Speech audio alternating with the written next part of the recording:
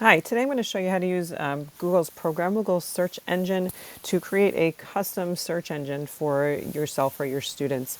I find this most useful when they're doing a research project. When doing research projects, it's really important that the students are using reputable resources and not just using any resource to create their assignment. So I do a genetic disorder research project, and that's what I'm going to show you how to create a programmable search engine for. So I'm going to click here, get started. To find this, you're going to go to programmablesearchengine.google.com, and that'll take you to this page. And then, like I said, I'm going to click get started up here in the corner.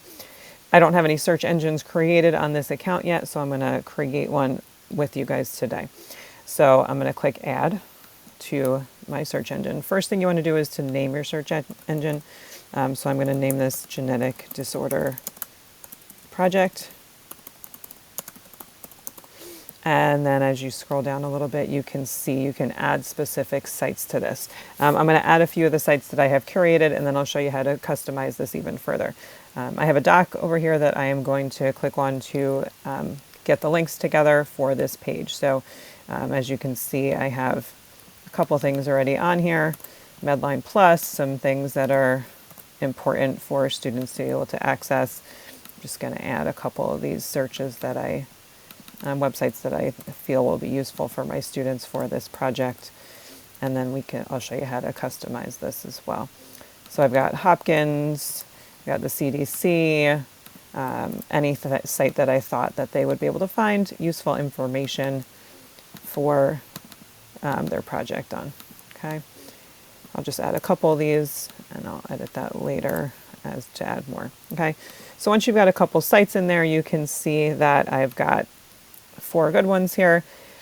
I am not going to click search entire web because I feel like that's just kind of just a regular Google search.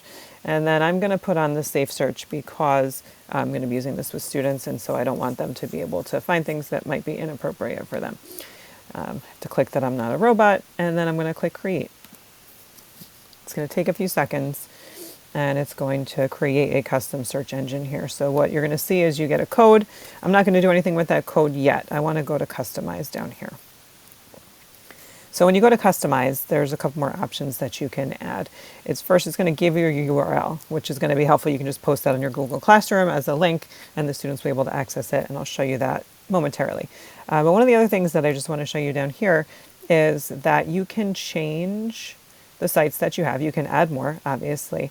But what I like is you can also exclude sites. So I'm going to exclude Wikipedia from my student searches.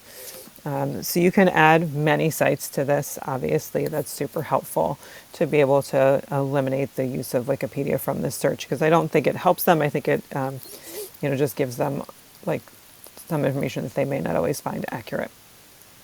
You can add other things. You can change the feel of your search. You can change the lookout, the layout, and things like that.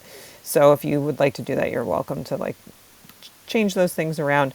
I am the owner of this. You could add other individuals to help you. Like if you're working with another teacher, you can add another individual that would be able to edit the search engine just like you are and use the same link. I'm going to go back up to the top now. So as you can see, I've got my sites in here that I want to keep. I've got my sites in here that I'm going to exclude.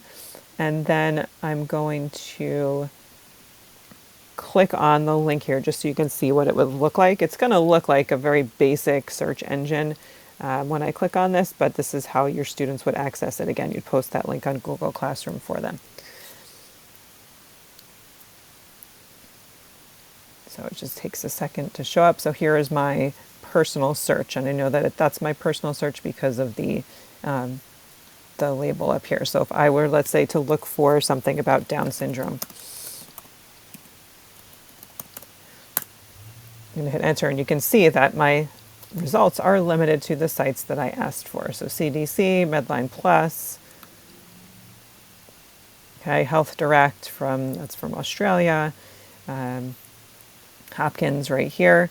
So you can definitely limit the sites that your students would have access to. Whereas if I just put this into a regular Google search, they're going to come up with millions of results that might not be super useful in what they are looking for. To be more specific, obviously, we could look at specific things. I would tell my students to say, like, do Down syndrome chromosome if they don't know what chromosome number it's on, and that would give me more specific results for what they're looking for. So I just find this a really helpful tool, especially with students and doing research projects. It comes in very handy when they are going to be completing their research. All right, thank you.